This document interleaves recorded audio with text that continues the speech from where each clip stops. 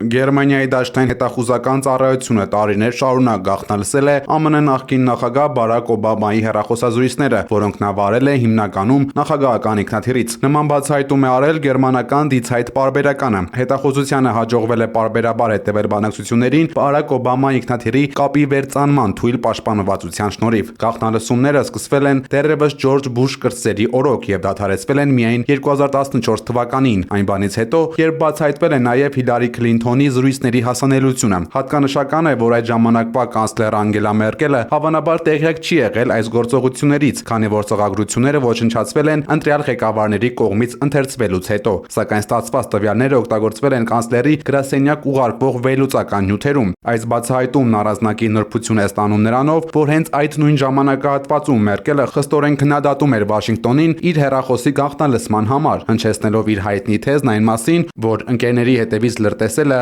անընդունելի է։ Auch umzugehen.